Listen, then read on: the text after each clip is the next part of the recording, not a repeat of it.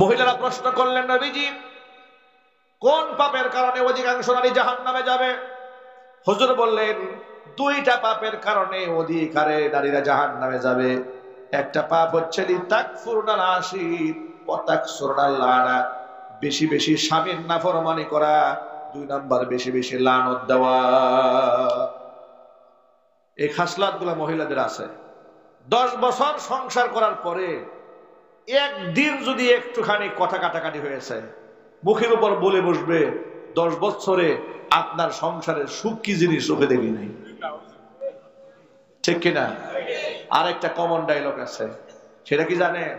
একমাত্র আমি দেখে তোমার সংসারটা করলাম। আছে না নাই? মায়েরা, এটা করা যাবে না। বিগত জীবনে যা হয়েছে পাস্ট টু পাস্ট, অতীত তো অতীত ছেড়ে দূর হয়ে গেছে। নিজেকে এখন থেকে শুধরায় নেন, বলেন ইনশাআল্লাহ। আমরাও শুধরাবো, মা বোনরাও শুধরাবেন ইনশাআল্লাহ। এক্ষেত্রে পুরুষদেরকে একটা কথা বলি, মা বোনদের প্রতি আমরা যেন অবিচার না করি। আল্লাহ তাআলা তাদেরকে তৈরি করেছেন একটু ভিন্ন ধাঁচে। হযরত পাক সাল্লাল্লাহু আলাইহি ওয়াসাল্লাম বলেছেন, ইন্নাল মারআতা খুলিকাত মিন দিলাইন, নারীদেরকে বক্র হাড়ে তৈরি করা হয়েছে।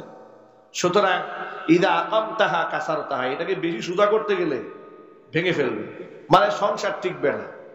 ওয়া ইদা ইসতামতাআতা বিহা ইসতামতাআতা বিহা ওয়া ফিহা ইওয়াজুন, আর যদি এর নিয়ে সুখের সংসার করতে চাও তাহলে ওই বক্রতাটাকে ম্যানেজ করেই চলতে হবে। সুতরাং যখন দেখবেন যে বউয়ের মেজাজ একটু বেশি খারাপ হয়ে গেছে, তখন আপনি বুঝে নিবেন আল্লাহ ওরে বানাইছে এই সিস্টেমে। ঠিক কিনা বলেন? এরা সহজ জিনিস সহজে বুঝবে না। সহজ জিনিস জিলাপির মতো পেঁয়াজ দেবে আগে, এরপরে বুঝবে। এক কথা 2-3 বার না বললে মাথা ঠিক থাকে না। এরপরে যখন আপনি শ্বশুর বাড়ি, আপনার শ্বশুর বাড়ি কোনো লোকজন বাড়িতে আসবে, আসলে দেখবেন যে তার প্রস্তুতি খুব আগে থেকে খুব গরম। আর আপনার বাড়ির লোকজন যদি আসে, দেখবেন মেজাজ খুব খারাপ। ঠিক কিনা? এগুলাকে একটু কৌশল করে চলতে হবে। এখানে মেজাজ দেখায় কোনো লাভ নাই, মেজাজ দেখাবেন না। আর ভুলেও স্ত্রীর সামনে শ্বশুর শাশুড়ির বদনাম বলবেন না, তাহলে কিন্তু খাদ্যে লবণ লাগবে বেশি, ঝাল বেশি হয়ে যাবে তরকারিতে। ঠিক কিনা বলেন? এগুলা করা যাবে না, দুষ্টুটি খুঁজে বের করা যাবে না।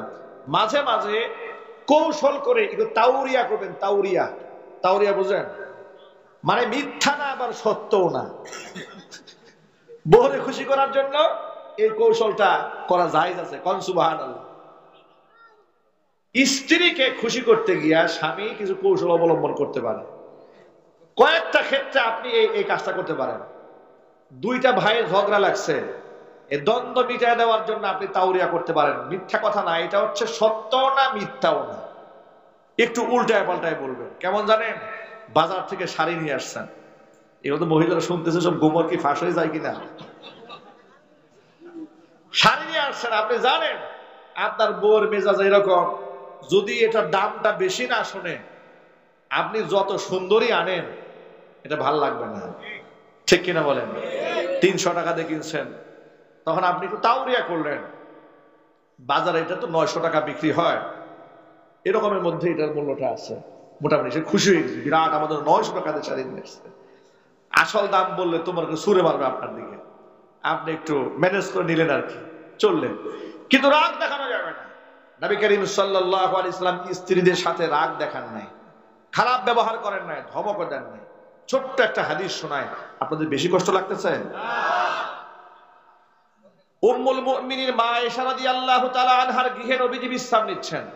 আল্লাহর রাসূলের একাধিক স্ত্রী থাকার কারণে তিনি ভাগ করে থাকতেন। কখনো আয়েশার ঘরে, কখনো হাফসার ঘরে, কখনো জয়নাবের ঘরে ভাগ করতেন, কখনো উম্মে সালামার ঘরে ভাগ করতেন। একবার মা আয়েশা রাদিয়াল্লাহু তাআলা আনহার গৃহে তিনি আসেন, সতীনের ঘর থেকে ছোট্ট একটা পেয়ালার মধ্যে কিছু হাদিয়া আসছে। মা আয়েশা রাদিয়াল্লাহু তাআলা আনহা বলেন, আমার খুব গায়রতে লাগছে, তারা তো জান্নাতি রমণী, আমাদের মা হন, রাসূলের স্ত্রী, কত বড় সৌভাগ্যবান তারা, সুবহানাল্লাহ বলেন। কিন্তু হাজার কিছুর পরেও তো তারা মানুষ। তারা কি মানুষ? তাদের রাগ আছে, গুসা আছে, মান আছে, অভিমান আছে, আছে না? মা আয়েশা বলেন, আমার খুব রাগ হয়েছে, আমার গায়রতে লাগছে। আমার ঘরে থাকা অবস্থায় সতীনের কাছ থেকে কেন হাদিয়া আসে? ওর ঘরে যখন থাকে সে তো খাওয়াই, এখন যা খেদমত আমি একা করবো। পিয়ালার মধ্যে কিছু হাদিয়া আসছে, একটা আছাড় দিয়ে পিয়ালা সব ভেঙে ফেলছে রাসূলের সামনে। প্রিয় ভাইরা, এই কাজ যদি আমাদের বউরা আমাদের সামনে করত, কি করতেন? যে আছাড় পিয়ালায় দিছে ওই রকমের একটা আছাড় তারও দিতেন, ঠিক কিনা? মা আয়েশা কি বলেন শোনেন, মা আয়েশা হুজুরের প্রশংসা করে বলেন যে আমার বয়স তখন একটু কম ছিল, আমি আবেগী ছিলাম, আমি আছাড় মেরে পিয়ালা ভেঙে ফেললাম। দেখলাম আল্লাহর নবী আমার প্রতি সামান্যতম রাগ হয়ে একটু ভুরু কুঞ্চিত করলেন না, আমাকে গালিও দিলেন না, আবার সতীনের সাথে আমার সম্পর্কের দূরত্ব যেন সৃষ্টি না হয়, হুবহু একটা পেয়ালা কিনে তার বাড়িতে খালি পেয়ালা ফেরত দিলেন। রাসূল বুঝতেই দিলেন না যে আমি পেয়ালা ভেঙে ফেলেছি। আল্লাহু আকবার বলেন। যারা একাধিক বিবাহ করতে চান এই ভারসাম্য আগে শেখেন। খালি একাধিক বিবাহ করা সুন্নত, কিন্তু এটা মেনটেন করা যায় কত কঠিন এটা আগে বুঝতে হবে। যাদের সামর্থ্য আছে এরা বিবাহ করে না, যাদের সামর্থ্য নাই এরা করে 6টা। কোনাবাড়ি জেলখানা রোডের মাথায় এক রিক্সাওয়ালাকে দেখি 3 মহিলা কলারে ধরছে। কয় জানে? 3 জনে, এখানে ধরছে, একজনের পিছনে ধরছে, একজন এই পাশে ধরছে। আমি রাস্তা দিয়ে যাচ্ছি, দেখলাম কি বেইজ্জত কারবার। 3 মহিলা রিক্সাওয়ালাকে টেনে হিস্টে নামাইছে, সব মানুষ জমা হয়ে গেছে। আমি জিজ্ঞেস করলাম ভাই কি হয়েছে এখানে? তো হুজুর আর বলবেন না, এক রিক্সাওয়ালার 3 বউয়ে এরে ধরছে। এ যেখানে যায় সেখানে একটা করে বিয়ে করে, বিয়ে করার পরে বউকে ওখানে ফালাই রেখে চলে আসে, পরে বিয়ে আরেকটা করে। সে ঢাকাতে বিয়ে করছে একটা, সাভারে করছে একটা, গাজীপুরে করছে একটা। কিভাবে কিভাবে 3 বউ নেটওয়ার্ক মিলছে একসাথে, 3 জনের ষড়যন্ত্র করে এক জায়গায় আটকাইছে যে ধর এত আরেক জেলায় গিয়ে আরেকটা বিবাহ করবে। শুধুমাত্র বিবাহ করলে হবে না, এদের হক আদায় করতে হবে। নবী করিম সাল্লাল্লাহু আলাইহি ওয়াসাল্লাম বলেছেন একাধিক স্ত্রীর মধ্যে যারা সমতা রক্ষা না করে কিয়ামতের দিন অর্ধ অঙ্গ প্যারালাইজড অবস্থায় হাসরের ময়দানে রবের সামনে তারা দাঁড়াবে। সুবহানাল্লাহ, নাউযুবিল্লাহি মিন যালিক। ভাইরা আমার, আল্লাহর নবী মা আয়েশার সাথে রাগ দেখান না, গুসা করেন না। সুতরাং সুন্নাত শুধু মুখে দাঁড়িয়ে রাখা নয়, শুধু মাথায় টুপি দেওয়া সুন্নত নয়, তাহাজ্জুদের আদায়টাই সুন্নত নয়, বাস্তবিক জীবনে স্ত্রীর সাথে সুন্দর আচরণ করাও সুন্নত। এই কথাগুলো মনে থাকবে না ইনশাআল্লাহ? আল্লাহ পাক আমাদেরকে আমল করার তৌফিক দান করে, জোরে করে আমিন।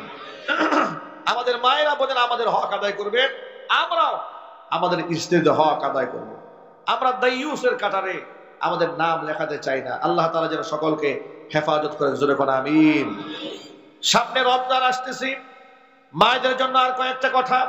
আল্লাহর নবী বলেন আল মারআতু ইযা সাল্লাত খামসাহা, মহিলা যদি 5 ওয়াক্ত নামাজ ঠিকমতো আদায় করে, ও সামাত শাহরা, রমজানের মাসে রোজা রাখে, ও আতাআত বালাহা, স্বামীর আনুগত্য করে, ও আহসানাত ফারজাহা, সতীত্বের হিফাজত করে, তাদখুলু বিআইয়ি বাবিন মিন আবওয়াবিল জান্নাতি শাআতি ইয়াউমাল কিয়ামা, কিয়ামতের দিন জান্নাতের 8টি দরজার যেই দরজা দিয়ে খুশি ওই দরজা দিয়ে দাঁড়িয়ে আল্লাহর জান্নাতে চলে যাবে। 5 ওয়াক্ত নামাজ পড়তে হবে, রমজানে রোজা রাখতে হবে। আমরা তো রমজান রোজা রাখবো তো ইনশাআল্লাহ? কারা কারা রাখবেন হাত দেখি উঠা করে। আল্লাহ কবুল করেন, জোরে করে আমিন। কতগুলো রাখবেন রোজা ইনশাআল্লাহ? বলেন সব রোজা, সাহারি, তারাবি, ইফতার আমরা সুন্নাহ মোতাবেক পালন করব, বলি ইনশাআল্লাহ।